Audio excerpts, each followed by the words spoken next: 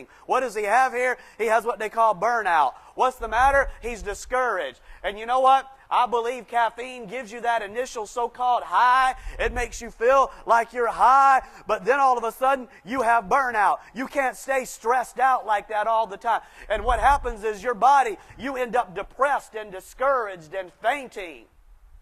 There's a lot of teaching here, but I certainly believe that God is showing us a little something here.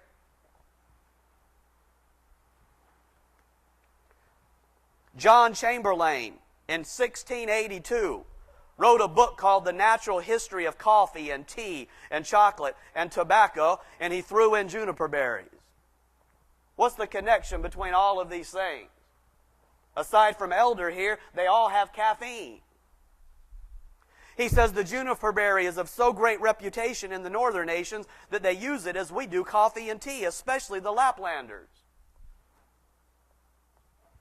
Not many people did caffeine in ancient times, but I'm going to tell you, there were some uncivilized folks and others that would use this drug. Currently, they're putting juniper in sports drinks today. But as we shall see, caffeine is a natural pesticide found in many plants. We know that caffeine is in coffee, it's in tea, these trees, these plants, it's in chocolate, it's in cola nuts, but it's also found in America in holly trees. And we can get a good idea by watching what the native barbarians did here in America. We can look at exactly and see what was happening over there in Job's day with whatever plant. Wherever they go, if they can find a plant with caffeine, they get addicted to it, you see. Let me show you the holly tree. According to Abigail R. Gehring, Back to the Basics, the hollies are among the few North American plants that contain caffeine. You've heard of a holly tree?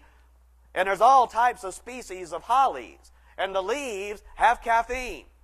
Here's a news article. It says, Gainesville, Florida, coffee and tea drinkers take note. A University of Florida study says a beverage made from a native holly tree might be just the thing to give you a caffeinated kickstart. Yopin holly is the only U.S. plant that provides substantial amounts of caffeine. A botany professor affiliated with UF's Institute of Food and Agricultural Sciences. Centuries ago, American Indians and Spanish settlers steeped yopin leaves and twigs in hot water to make a stimulating beverage. What are they doing? They're getting high off caffeine. The natives here in America, the Indian tribes, they got high off caffeine. Just like in the book of Job, you see the children of fools, viler than the earth, getting high off their juniper. Now, what's interesting is we've fallen lower than the natives in America today. Because among the Indian tribes, they had enough sense to know that caffeine causes miscarriage in women, and it affects women even worse than it affects men. But they didn't have enough sense to keep it from the men. But the Indians would not allow their women to go anywhere near caffeine. If only we had such godly men today. Frederick Webb Hodge, Handbook of American Indians in 1912, says it was called the Carolina tea or the black drink. It was a powerful agent for the production of the nervous state and disordered imagination necessary to spiritual power. Recent investigation has shown that the plant contains caffeine. It's talking about the holly trees here in America. What are they saying? They're saying that the natives used it to get in a disordered, nervous state because they thought that was the best state that they could hallucinate in. It was the best state to get in contact with their devils. Remember the wine, the sorcery that makes the nations mad in the last days and opens you up to devils. You say, oh, well, I'm not doing some other drug. I'm high on speed. Don't you forget that speed is the choice drug of Satanists. They believe it's the choice drug. When they go out and murder people and they do these sacrifices and rituals, they like speed, cocaine. Some 25 species of this holly were used for teas by ethnic groups, not only in North America, but South America. In South America, you have another holly tree where the leaves are brewed to make a stimulating beverage, the Spanish called yerba mate. Yerba mate. In smaller amounts, the black drink served as a caffeinated beverage sipped as part of divination and conjuring ceremonies.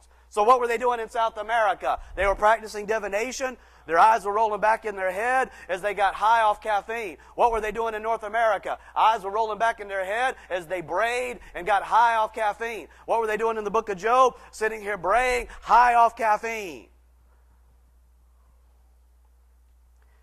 Science, Volume 19, tells us that Indians on the coast of what is now Texas did not allow a woman to come near it during its preparation.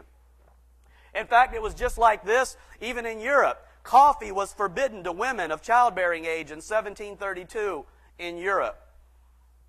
But we've fallen today worse than the uncivilized nations. We've fallen today worse than the uncivilized. At least they, on Fridays, would get around and have a magic ceremony and drink it once a week, and then it was only the men. What in the world's going on in America? You can't get up in the morning without your drugs. And I'm preaching to you as somebody that was addicted. But I have a right to preach now. I've been 10 years off of it. And I want you to get off of the mess. Because I'm going to tell you something. I know that you probably won't believe this. Some folks at least. But until you get off drugs, you will not have good health. You don't know what good health is until you're off drugs. And so all of the idea, I need prayer for this, and I need to go see the doctor about it. You need to get off drugs. And I don't care if you got a bunch of unsaved doctors, reprobate doctors, that won't tell you what your problem is. Your problem is you're doing drugs. And until you get off drugs, you're going to have health problems. In GardenGuides.com, it says the plant was also used as a hallucinogen to evoke ecstasies. The men, they also smoked tobacco as they drank their caffeine. And over again, we see tobacco and caffeine mixed together. And authorities say if you want to get off tobacco, stay away from coffee because it causes you to have a desire for other intoxicants.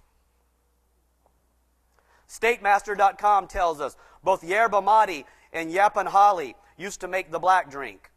According to the Ecuadorian indigenous natives, it is also slightly hallucinogenic on its own. So, what are these folks understanding? They're understanding that when you do caffeine, it opens you up to hallucination. The more you do it, the more it opens up your mind, just like cocaine or anything else. And because you're not walking around staggering exactly, you don't exactly have good balance on this mess, but because you don't have the staggering of a drunkard, you think you're not on drugs. But if you sat down, God forbid, and snorted a line of cocaine, I'm going to tell you something, you'd walk around and you would, as far as everybody knows, you'd be fine. You'd just be a little emotional. You understand? What about this sorcery and hallucinating? What about all this? Let's switch gears and look at the modern barbarians now. Jeremiah chapter 51, talking about the last days, it says the nations are what? Are mad. They're mad. Stephen Chernesky, the biochemist, nutritionist, in Caffeine Blues in 1998 says if a person were injected with 500 milligrams of caffeine, within about an hour, he or she would exhibit symptoms of severe, what they call mental illness. They would have hallucinations, paranoia, panic, mania, depression. But the same amount administered over the course of a day only produces the milder forms of insanity, for which people then take tranquilizers and antidepressants. They work together. You get depressed and anxious and all of that from taking your caffeine, and then they laugh and the pharmaceutical companies come in and say, well, how about we relax you? LiveScience.com, 2009. Let's go from the natives now. Let's go from South America and braying over there in Judah in the days of Job. Let's go from all of these Indians and their magic ceremonies, and let's switch gears now. LiveScience.com, 2009. Caffeine can cause hallucinations. People who take in the caffeine equivalent of 3 cups of brewed coffee or 7 cups of instant are more likely to hallucinate. I think if you drink 1 cup, you're more likely to hallucinate. I'm going to tell you it's ridiculous to do any drug. I don't think